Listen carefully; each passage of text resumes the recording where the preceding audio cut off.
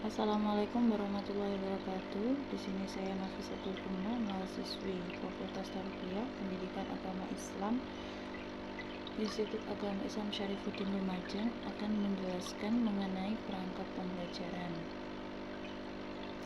Dalam proses pembelajaran tentunya terdapat perencanaan yang harus disiapkan untuk memulai pembelajaran agar tujuan dan fungsi pembelajaran berjalan dengan baik. Macam-macam perangkat pembelajaran dalam pendidikan sendiri itu ada 7. Yang pertama yaitu kalender pendidikan, seperti contoh ini, kalender pendidikan tahun pelajaran 2021 atau 2022 untuk TKB, SDLB, SMLB, SMA atau SMLB atau SMK dan sederajat. Kalender pendidikan sendiri disebut juga dengan Kaldik, merupakan pengaturan waktu untuk kegiatan pembelajaran peserta didik selama jangka 1 tahun. Kalender pendidikan di sini mencakup permulaan tahun ajaran, minggu efektif belajar, dan juga hari-hari libur lainnya. Kalender pendidikan menjadi acuan untuk perencanaan seluruh kegiatan pembelajaran pada tahun ajaran tersebut. Meskipun kebijakan pengelolaan pendidikan antara dinas pendidikan satu dengan yang lain terkadang memiliki perbedaan, akan tetapi penyusunan rambu dalam pendidikan itu sama. Fungsi kalender pendidikan secara umum sendiri adalah mendorong aktivitas atau efisiensi dalam proses pembelajaran di sekolah. Selain itu, kalender pendidikan juga berfungsi untuk menyelaraskan antara ketentuan hari efektif dengan hari libur lainnya. Secara lebih khusus, kalender pendidikan berfungsi untuk pedoman penyusunan program tahunan, semester, silabus, dan untuk pembuatan RPP. Yang kedua yaitu rincian pekan efektif, RPE, atau alokasi waktu, disebut juga dengan alokasi waktu.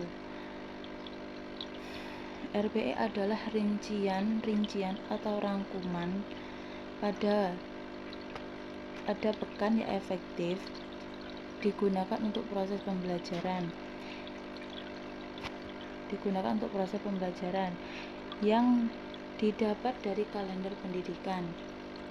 Jadi dalam 1 tahun ada pekan efektif dan ada pekan tidak efektif.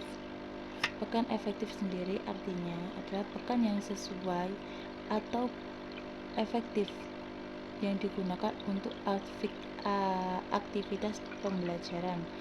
Sedangkan pekan tidak efektif adalah pekan atau minggu yang tidak efektif atau tidak digunakan saat proses pembelajaran, atau disebut juga hari libur nasional atau hari libur keagamaan.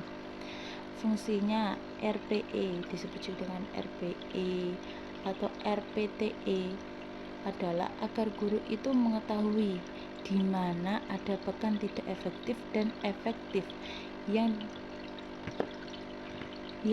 biasa digunakan pada ajaran berlangsung.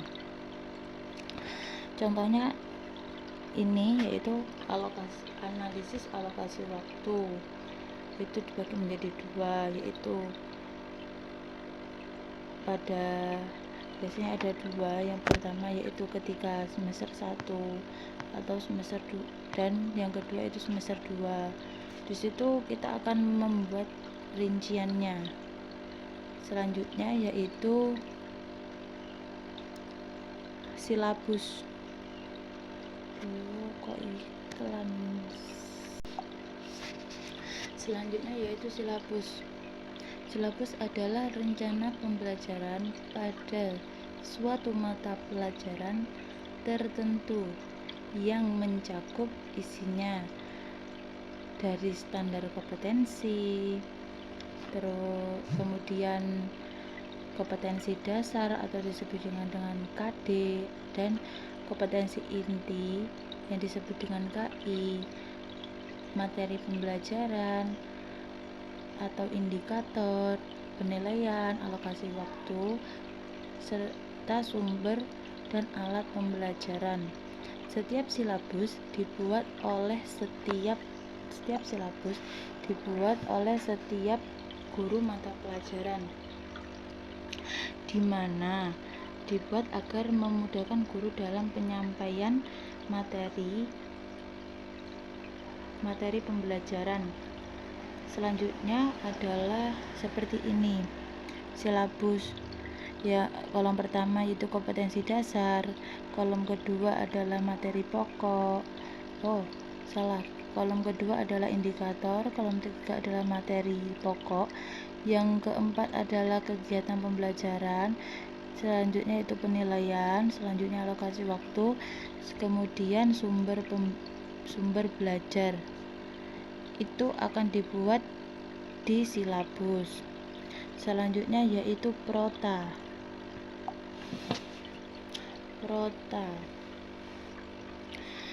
Prota adalah program tahunan, rencana pemetaan alokasi waktu dalam 1 tahun untuk mencapai SK dan KD yang telah ditetapkan.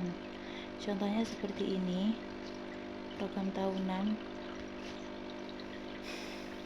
Prota ini berfungsi agar tiap bab dalam mapel ini terpenuhi dan atau tertuntaskan dalam pengajaran 1 tahun. Contohnya seperti ini. Ini akan dibuat dalam waktu 1 tahun. Jadi kita akan menggunakannya 1 tahun. Selanjutnya yaitu promes.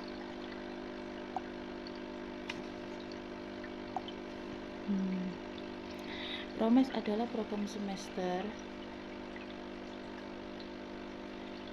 Pengertiannya hampir sama dengan prota. Tapi yang membedakan dalam promes ini dibuat dalam 1 semester, yang berarti penetapan alokasi waktu dalam 1 semester pembelajaran.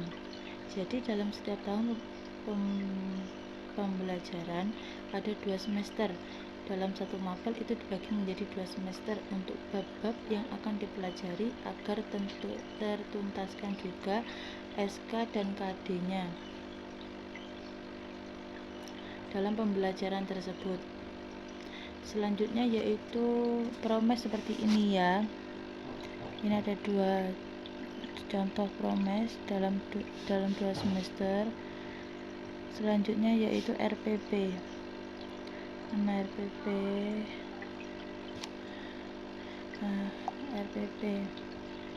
Contoh RPP adalah ini. RPP berarti RPP atau disebut juga dengan rencana pelaksanaan pembelajaran. Pembuatan RPP ini berpacu pada silabus yang tadi, karena dalam pembuatan RPP ini dibuat dalam 1 pertemuan, yang berarti dikembangkan secara rinci dari materi pokok yang mengacu pada silabus tadi dan dibuat untuk 1 pertemuan saja. Contoh RPP adalah ini. Ini adalah dalam pertemuan satu bab itu pertemuan pertama. Selanjutnya RPP untuk pertemuan kedua itu beda. Ini ya, pertemuan kedua.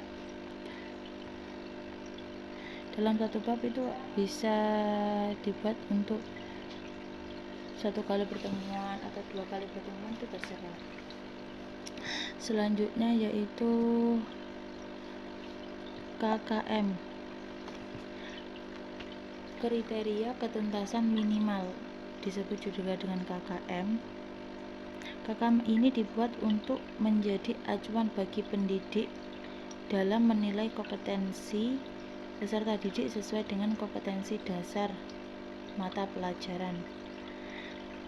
Begitulah macam-macam penjelasan dari saya mengenai perangkat pembelajaran. Sudah saya sebutkan secara rinci. Ini untuk contoh KKM yang terakhir. Saya sendiri kurang paham KKM itu seperti apa. Ini demikian yang bisa saya jelaskan. Semoga bermanfaat. Assalamualaikum warahmatullahi wabarakatuh.